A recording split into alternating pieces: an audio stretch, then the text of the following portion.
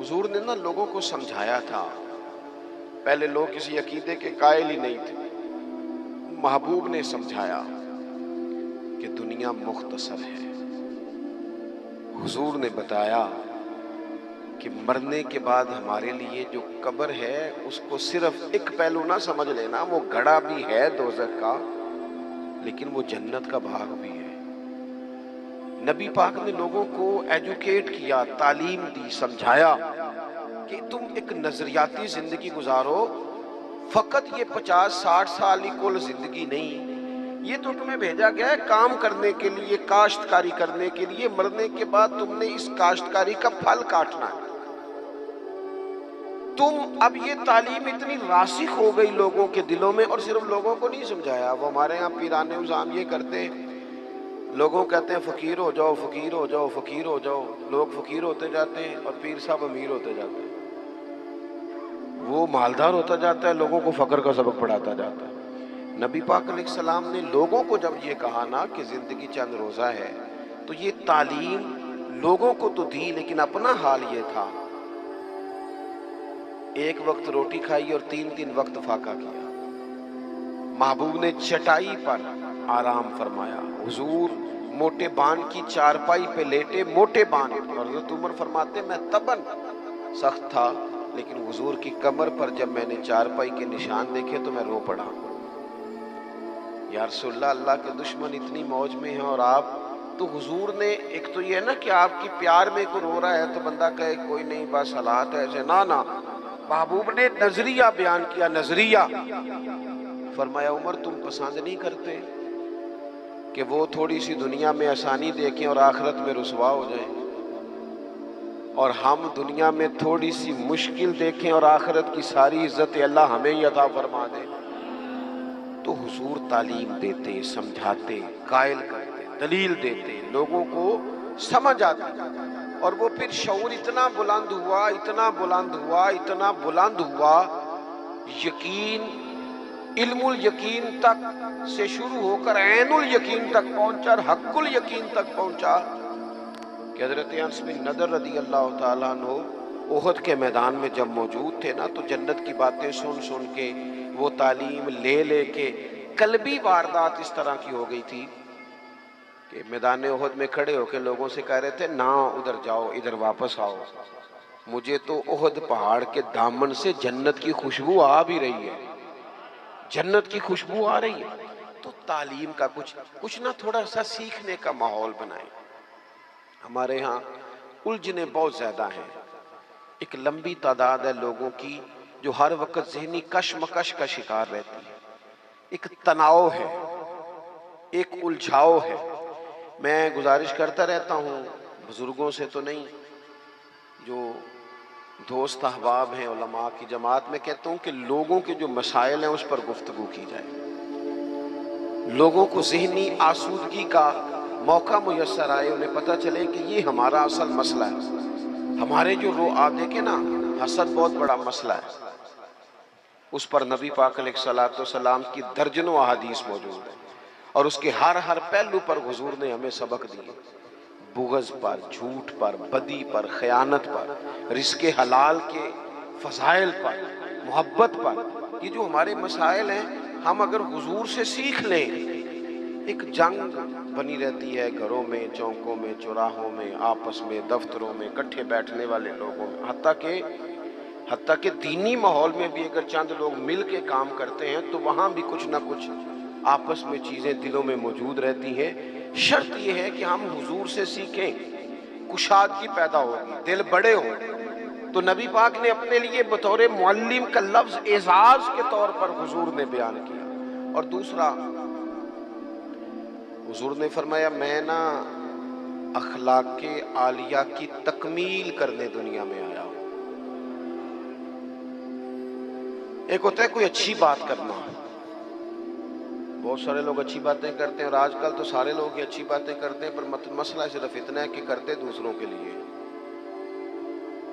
جتنی اچھی باتیں ہو رہی ہیں وہ ساری اچھی باتیں دوسروں کے لیے. اگر وہ اچھی بات جو ہم کر رہے ہیں صرف وہ والی کرے نا جس پر ہم عمل کرتے ہیں، تو جو تبلیغ عمل سے ہوتی ہے وہ دیر پا ہوتی ہے، اس میں وسعت ہوتی ہے. اللہ کے پیارے رسول صلی اللہ تعالی علیہ وسلم نے صرف اچھی بات نہیں کی، آپ توجہ کریں گے میری بات پر، حضور نے صرف ایسا نہیں کہ ایک اچھی بات محبوب نے کر دی، حضور نے وہ والی اچھی بات کی ہے کہ اس سے زیادہ اچھی بات ہو سکتی نہیں۔ اعلیٰ حضرت کہتے ہیں سارے اچھوں سے اچھا سمجھئے جسے ہے اس اچھے سے اچھا ہمارا نبی۔ ایک ہوتا ہے روٹین میں کوئی خیر کی بات کرنا، اور ایک ایسی بات کر دینا کہ پھر گنجائش باقی نہ رہے۔ نبی کریم علیہ السلام نے وہ خیر کی باتیں کی ہیں کہ مزید پھر گنجائش ہے۔ یہ جو ہمارے یہاں مصیبت بن گئی ہے نا کہ ہم نے وہاں سے بھی سیکھنا ہے دانش، وہ ہمارے اسکولوں کالجوں کی دیواروں پر انگریزوں کے قول بھی لکھ دیے۔ تو میں کہتا ہوں کیا احادیث ساری یاد ہو گئی تھی بچوں کو؟ قرآن مجید کی آیات یاد ہو گئی تھی؟ اور کیا کوئی ایسی بات تھی جو حضور نے بیان نہ کی ہو، جو آپ کو ادھر ادھر جانا پڑا؟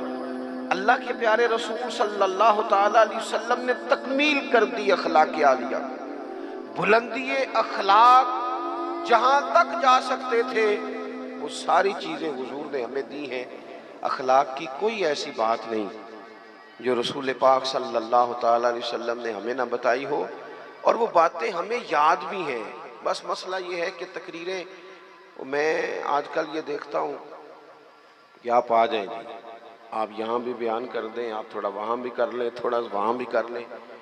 تو میں یہ اکثر کہتا ہوں دوستوں سے کہ اگر تو تقریریں ہیں فقط کانوں کی لذت کے لیے، پھر تو سارا دن سنیں، اور اگر عمل کے لیے ہے نا تو پھر میرا خیال ہے 20 منٹ اگر کسی نے کوئی بات سن رکھی ہے تو عمل کے لیے کافی ہے، وہ عمل کے لیے کافی ہے۔ وہ بزرگ ایک مثال دیا کرتے تھے کہ ایک شخص نے کسی مولانا سے سن لیا تھا، بعض اوقات لوگ کھیتوں میں قضائے حاجت کے لیے جاتے تھے پیشاب کرنے، تو کہا سخت جگہ پہ پیشاب نہ کرو، وہ اس لیے کہ پیشاب کے چھینٹے پلٹ کر کپڑوں پہ نہ آئیں۔ تو اس بیچارے نے وہ مسئلہ سن لیا، وہ صرف نعرے والا نہیں تھا نا، عمل والا تھا۔ اس نے پھر نہ اپنی رومال میں ریت باندھ کے کندھے پہ رکھ لی، جہاں اسے قضائے حاجت کا موقع آتا وہ پہلے ریت رکھتا، اس میں وہ پیشاب کرتا تاکہ میرے کپڑوں کو۔ تو کسی نے کہا چل دوبارہ محفل میں جانا ہے، کوئی سننا ہے، تو کہنے لگا نا بھائی بس، جو ایک مسئلہ سنا تھا اس کے لیے کندھے پہ ریت اٹھائے پھرتا ہوں۔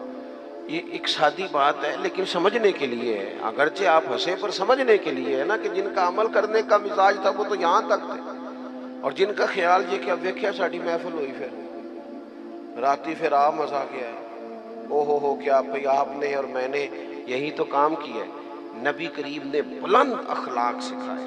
ایک حدیث اگر میرے ملک میں نافذ ہو جائے نا، ایک، کتنی کہہ رہا ہوں؟ ہاں نہ نہیں کرتے آپ، ناراض ہیں؟ کتنی؟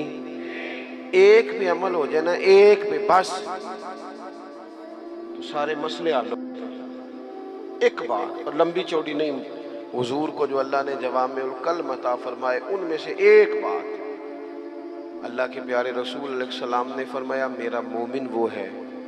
اتنی بڑی بلند اخلاق کی بات ملے گی نہیں آپ کو۔ فرمایا میرا مومن وہ ہے جو اپنے لیے پسند کرتا ہے وہی اپنے بھائی کے لیے بھی پسند کرتا ہے۔ لو ختم ہو گئی بات۔ آج کے بعد زندگی میں یہ ایک بات طاری کر لو، ایک صرف، کہ جو اپنے لیے پسند کرنا ہے وہی اپنے، کوئی ملاوٹ ہوگی، کوئی آدمی غلط چیز بیچے گا، کوئی غلط چیز بنائے گا، کوئی خرابی پیدا ہوگی، کیوں کہ اس نے نا، میں دکان پہ ایک دفعہ کپڑے خریدنے کے لیے بیٹھا تھا تو ایک صاحب کہنے لگے پیر صاحب یہ لے لے آتے، میں بھی پایا ہے۔ میں کیا سارے نو یو دیا کر جڑا آپ پانا ہے۔ دیکھو نا یہ کیا بات ہوئی، آپ کو پہچان ہے نا کہ یہ کپڑا ٹھیک ہے، تو آپ باقیوں کو بخرید، آپ مارکیٹ سے لے کے ہی وہی آئیں بس، جو آپ سمجھتے ہیں کہ یہ لوگوں کے لیے۔ کیوں ہم اس طرح کا کام کرتے ہیں؟ کیوں نہیں ہم سمجھتے کہ یہ غیر نہیں ہے، یہ ہمارے اپنے لوگ ہیں؟ یہ کیسے ہو سکتا ہے کہ کسی کے بچوں کو آپ ملاوٹ والی چیز کھلائیں اور بیماریاں آپ کے گھر نہ آئیں؟ یہ کیسے ہو